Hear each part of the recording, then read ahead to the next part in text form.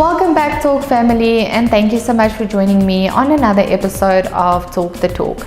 I'm your host, Charnel Bauer, and joining me today is Natalie Sagathevan, and she is the new car sales manager at Hyundai East Rand. Now, Natalie is a very loyal, dedicated, and hardworking woman, and she always goes the extra mile for her customers as well as her colleagues, making her a fantastic team player. Challenges excite her rather than scaring her, and she uses every challenge and as a stepping stone to learn and improve, and enjoy sharing her skills with others around her. As a sales manager, she's an overachiever and always finds ways to improve sales and reach their goals easier. So, without further ado, let's welcome Natalie, and as always, this interview is proudly brought to you by Security Solutions, MFC and Avo by Nedbank.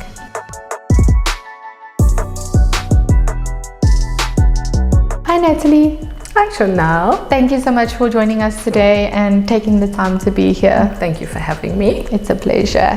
Natalie, we want to start off by asking you to share with us your journey in the motor industry and just tell us more about yourself. I started in 2006, so it's been a very long time. Wow. And I started off at the bank and then I joined Hyundai. I had a very good friend, Helen, that said to me, come and join the motor industry. And I was like, yeah, that sounds like fun. And off we went. And she recommended me at the dealership, and I went for the interview and I got employed. And the reason we ended up there was because at the bank, when somebody said the name of that dealership, we all shivered and we're like, ooh, jump around, we need to get things done. And obviously that's what you do. You go to the most competitive dealership. And I started there and I've been there ever since, and yeah, I love it.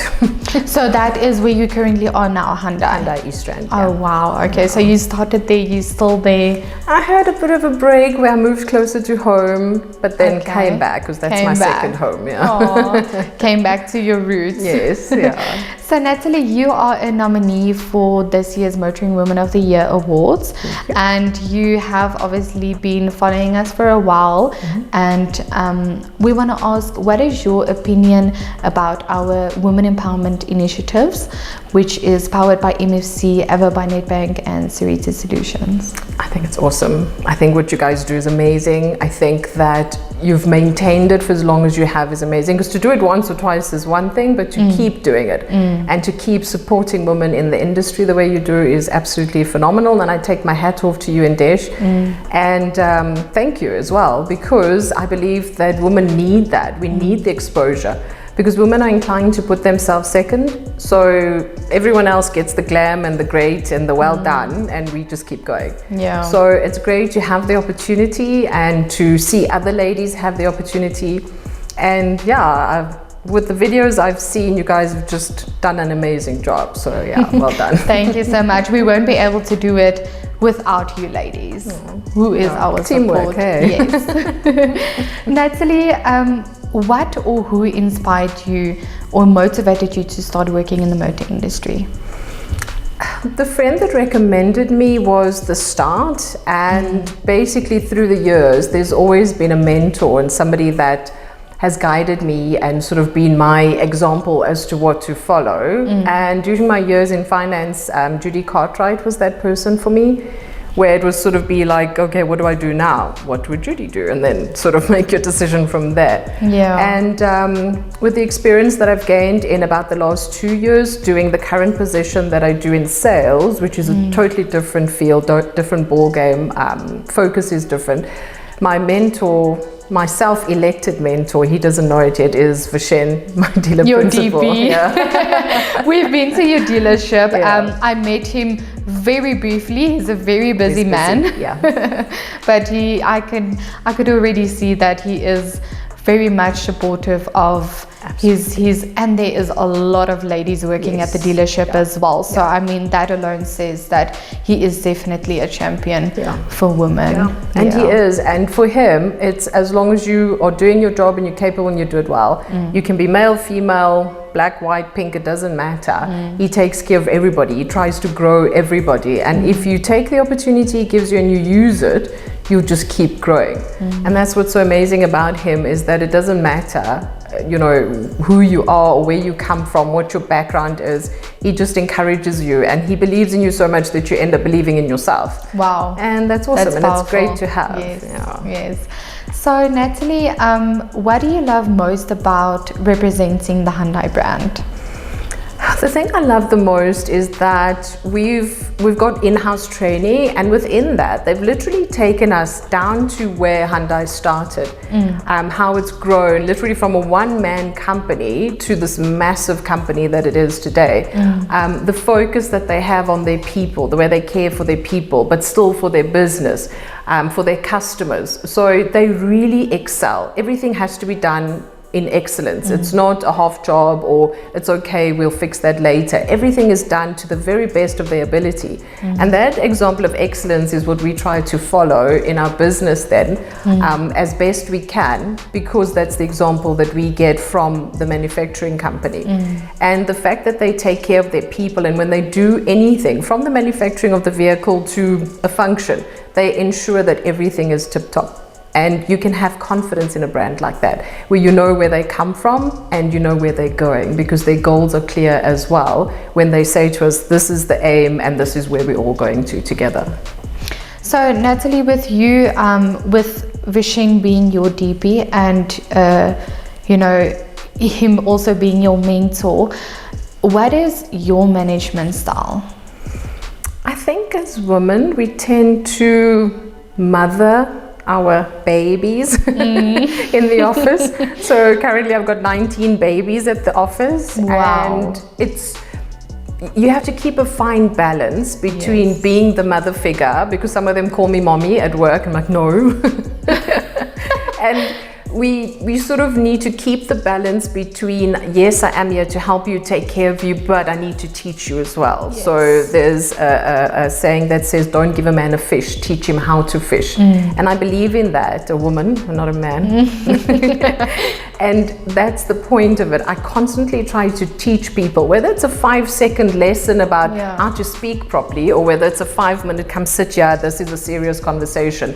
But it's always about teaching people. And I believe that that's what I live by, is teaching the person how to do it for themselves, how to take care of themselves, and how to take my position when I move on. Yes. Because I believe in having a second in charge and a third in charge and a fourth, or whatever the case may be, so that there's always growth in the business, and therefore growth for me, growth for the next person, and everybody can learn and grow, because we don't want to stagnate. We don't want to stay in the same position forever. Very true. And we have to grow. And the way we grow, I believe, is by sharing that knowledge, so that the next person can teach you something as well in the long run, as you and they progress on your path. We're never too old to learn. We can always learn something from each other. Yeah. How important is mental health in the workplace for you? It's very important. I think more so after COVID. And we've noticed a trend where people's mental health has definitely been affected. And we are sometimes clueless, and we don't really know how to deal with it as managers, or as parents, or as friends, as whatever the case may be. And I think if we all just informed ourselves a little bit more, whether you read an article, whether you go for therapy yourself, you know, there's nothing wrong with that, and people need to be open to it in order to equip themselves to deal with it in the workplace and anywhere else that it may be. So there's another saying that the best therapist is a friend and a glass of wine. Or chocolate cake, however you see it. But yeah, that is true. But sometimes you need a professional touch, and you just need a bit of guidance. And I think that that's a good thing for everybody. And Hyundai actually offers a wellness program in-house as well. That's free to staff, which is another great example of what they do for their people. That's wonderful. And it's not just it's out there somewhere. They literally send it on an email to every single staff member that has access to email, and says, this is what we have on offer. Financial wellness, mental wellness, all those things are available. Just contact us via these email details or contact details. I think that's a very, very wonderful initiative, and it's very important. It will definitely, you know, for the staff to then know that it's available. Yes. There's help out there, because maybe they don't feel comfortable speaking to you or, whoever's out there within their team or any family members, and then they know that they can go to them. That is absolutely wonderful. And it's not to say that the person you choose to speak to is going to understand. In their capacity as best they can, they will try to understand, but they're not a professional. True. And you get the best advice obviously from a professional, and the saying goes, if you want tea, you speak to the tea lady, but you're not looking for tea, so go to the person that's going to assist you in the best possible way. Yes. Natalie, have you faced any discriminating instances or situations where it happened, and how did you handle it? But if not, how would you handle it if it does occur? It does occur, but sometimes in subtle ways. And sometimes you wonder, like, what's worse, blatant in your face or subtle? There was an example where we were discussing stock, and the person said to me, be a good girl and give me the whatever it was. I was like, if I was a guy, would you say that? Would you say be a good boy? No, they wouldn't, And I think just kind of sliding it in there.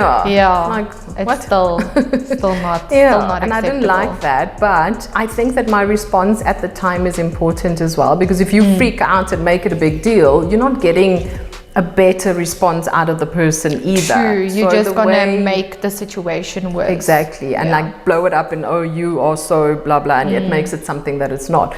So the response is also important in that how we handle that. So you can respond either by going with it and saying, I am a good girl and whatever, or you can ignore it, or you can speak to the person. So you choose in that current situation how to handle it. But I think that we need to be open-minded, and that we need to look at the bigger picture as well.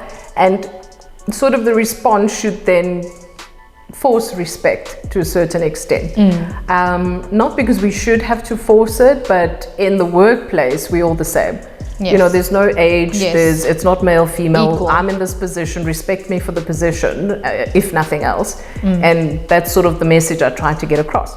And I must say, it did improve thereafter, so Well, I think you handled it very well. That's true. You have to sometimes just deflate the situation. Yes, very much. Yes. There was also something very important that I was taught, is that be calm in the situation, because the person that remains calm wins the argument. Yes. And that's true. Powerful.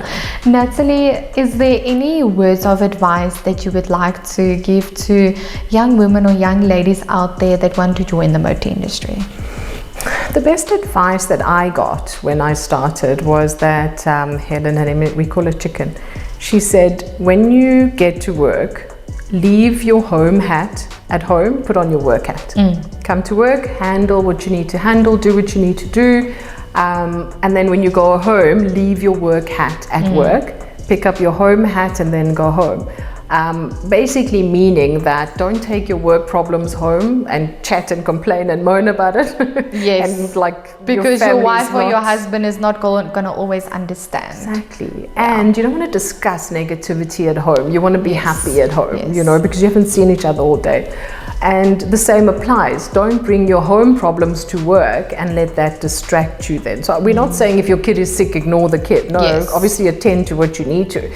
But don't let it destroy who you are, or let it affect you in such a way that it affects your work and all of that. So you need to have, again, a balance in that, where you understand that this is urgent and that's important, and then decide between the two what needs to be done. And it's sometimes difficult to do that, to be able to just swap the hats. And sometimes we forget, and you go home and you speak to your family as if they're one of your colleagues or something, and it causes unhappiness and imbalance. And I think that would be good advice for any person trying to get into any industry, because there's obviously good things and bad things within any industry. Yes. True. And that's one of the things that I think is something that I struggled with and worked on and have improved, to actually just separate the two. Yeah, I think it is something that you do learn over time, because sometimes you just want to, you know, there's people out there that just want to work, and then they realize, okay, but you know what, it's not always about just working. I need to give my time and attention and love to what is most important at home. Exactly. Yes, you do need to work to build your career, and obviously support your family and your life, but you need to have that balance. Absolutely. And you'll blink your eyes and it's 5 years later and your baby's going to school and it's like, when did this happen? And that's not what you want. You need to have that balance where home time is home time and work time is work time, so that it's all balanced out. True.